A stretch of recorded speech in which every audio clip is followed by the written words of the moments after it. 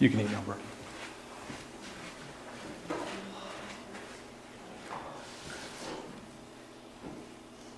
Today I want to talk to you about youth and religion, especially you young men. First off, when we talk about youth and religion, we understand that a lot of our youth have left the church.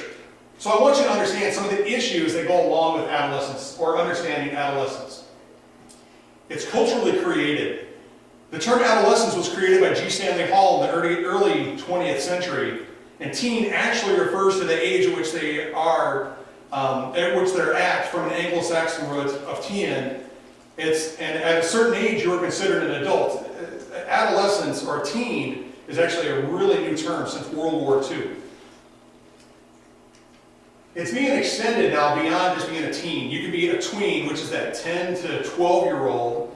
And then on top of that, you can be a twixter, which are the people between college and a career. They're living at home, they're traveling abroad, yet they're still trying to figure out their identity and who they are and what they do.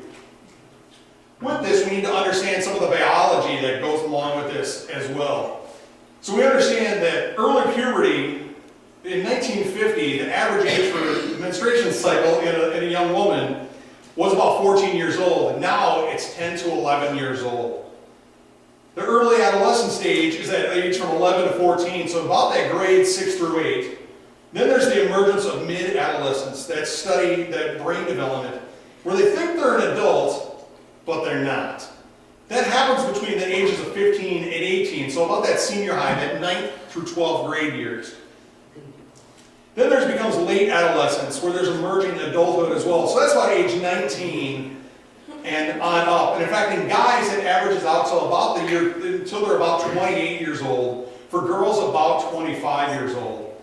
And then there's emerging adulthood, where they're starting serious relationships.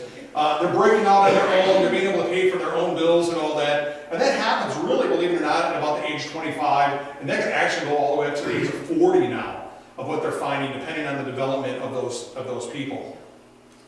With that, there's also they are primarily transitional in nature. And what I mean that is that they're in transition from childhood to adulthood. Physically, emotionally, socially, mentally, and spiritually as well.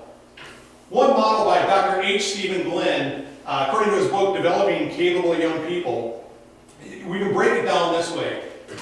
From age 1 to 5, it's the discovery stage. From age 5 to 8, they're in a testing stage. From age 8 to 13, they're in conclusions. Then 9 to 13, something happens. Puberty happens, and it kind of starts all over again. When they're little, they realize, I can't do this, I can't do that, or I shouldn't do this. Well, then all of a sudden they hit puberty, and it kind of messes them up, and they have to do it all over again. So from 13 to 15 is rediscovering. From 15 to 18, they're retesting their boundaries. And so on, and 18 on up, they're reconcluding what's good for me, what can I do, what's allowable, and what's not. So one thing that I want you to understand also with this is that teens are young adults, and there are people who are under influence through the parents, through media, through society, etc. They're attempting to gain a separate identity. They, believe it or not, they don't want to be just like their parents. They are primarily relational. They want to know who's going to be there, if there's going to be food, and if it's going to be fun. They're incredibly gifted if they're given the chance to be gifted. They're usually underutilized for their talents. They're uncertain about adults. They question authority in everything, and they wonder about, and they have trouble trusting adults sometimes, especially when they see the news or they hear about what's going on in their community sometimes. They're uncertain about their future. They don't know what they want to be yet. That happens all the way through adulthood for some people. So they're uncertain about their jobs, their college, if they want to do military, who they want to be with. And they're also very feelings-oriented. They make decisions on what feels right at the time, and they usually need some guidance and some adjustments through that as well. Some of the misconceptions about our youth, though, is that it's okay to be quiet every now and then and to just listen. They think we always have to be loud. As adults always have to be loud, or they always have to be loud and obnoxious, and they're not. Some other misconceptions about youth is that there's no preparation, that they're just going to show up and everything's just going to happen. That's not true either. I know many youth that are very prepared for everything in life. Some of them even over-prepare, which is great. Some of us believe that they can never relate to old people. Well, believe it or not, one of the greatest stats out there is when given a chance, students will gravitate to the oldest person that pays attention to them. And also, some people feel that they don't need to have discipline or control. But believe it or not, youth, just like adults, we need boundaries. We need a set of ground rules as well. And we also need to help maintain a safe environment.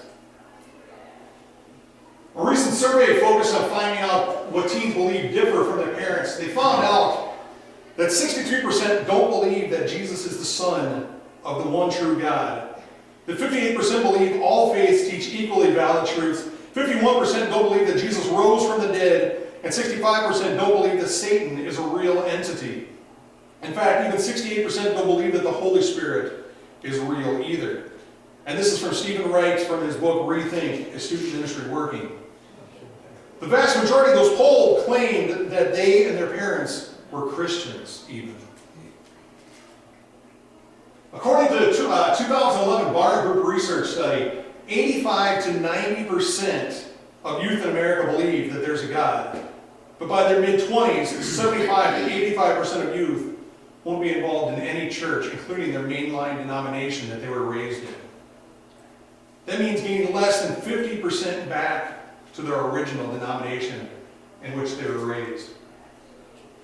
Now there's a term out there called moralistic therapeutic deism, and that comes from Soul Searching, the religious and spiritual lives of American teenagers, written by sociologists Christian Smith and Melinda Lundquist Denton. And what they're talking about here is there's three elements. The moralistic, which means that if you're good, you're going to do good, and God likes you. The therapeutic, which is God's job is to make me feel better, and the deism, that their faith is deistic in nature, which is a God faith, but not necessarily a Jesus faith. In that study that's compiled from interviews of approximately 3,000 teens, the authors find that many young people believe in several moral statutes not exclusive to any of the major world religions. It's a combination of beliefs that they label moralistic therapeutic deism. A God exists who created and ordered the world and watches over human life on earth. God wants people to be good, nice, fair to each other, as taught in the Bible and by most world religions. The essential goal of life is to be happy and to feel good about oneself. God does not need to be particularly involved in one's life, except when God is needed to resolve that problem, of course. And good people go to heaven when they die. And we can't assume that the youth of today will understand what we mean when we say God with a big G. Furthermore, in that research from the 2011 Barna study, the main reasons that young adults are leaving the church is that churches seem overprotective, is the number one reason. There's unprecedented access to ideas and worldviews and stifling fear based on the risk adversity. Of 18 to 29-year-olds that were surveyed, 23% of Christians, 23% said that they feel that Christians demonize everything outside of the church. 22% feel that the church is ignoring the problems of the real world, and 18% feel that my church is too concerned about movies and music and video games, and that they might be harmful. The number two reason is that teens and 20-somethings experience of Christianity is shallow. 31% feel the church is just boring and has no place in the world. 24% feel that faith is not relevant to my career or to my interests. 23% state that the Bible is not taught clearly and not often enough. It's too vague. There's not enough clarity. And 20% feel that God seems missing from my everyday experience at church. The third reason is that churches come across as agnostic to science. 35% feel that Christians are too confident that they know all the answers. They're willing to get an answer even if they don't know it. 29% feel that churches are too out of step with the scientific world that we live in. Another quarter of those feel that Christianity is anti-science. And then 23% have been turned off by the creation versus evolution debate that's been going on for decades. Many science-minded young Christians are struggling to find ways of staying faithful to their beliefs and to their professional calling in those science-related industries as well. And reason number 4, young Christians' church experiences related to sexuality are often simplistic and judgmental. With unfettered access to digital porn, and they're immersed in a culture that values hypersexuality over wholeness and morality. The church's expectations of chastity and sexual purity are out of context, they're not in sync with what the world preaches. And the age of first marriage is now commonly delayed until their late 20s. 17% have made mistakes and feel judged in the church, and they feel that they're being judged in the church. And then 40% feel that the teachings in the church on sexuality and birth control are out of date. The number 5 reason that young adults are leaving our church is they wrestle with the exclusive nature of Christianity. They're shaped by a culture that esteems open-mindedness, tolerance, and acceptance. 29% feel that churches are afraid of the beliefs of other faiths. Another 29% feel that they're forced to choose between their family and their faith and their friends. And then 22% feel that church is like a country club, and that it's only for those that are on the inside. Number 6, the church feels unfriendly to those who doubt. The church is not a place that allows them to express their doubts.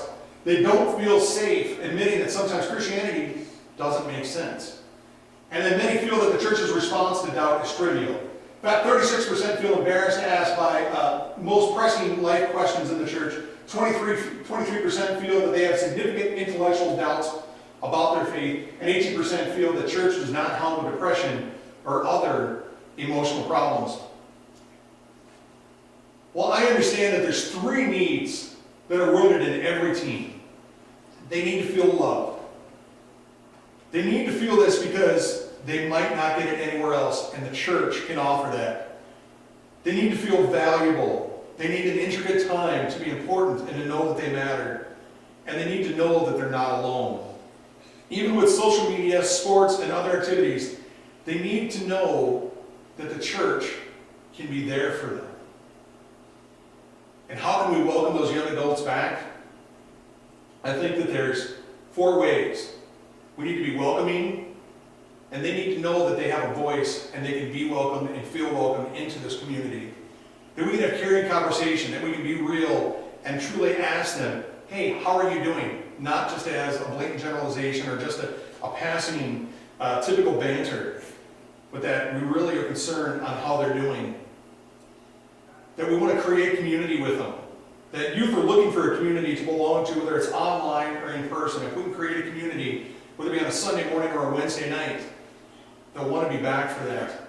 And then most importantly, is the church needs to be authentic. There's a need to be real. Teens and youth can recognize garbage a mile away. They can smell BS coming to them. Especially if as Christians, if we don't have all the answers, they can realize that.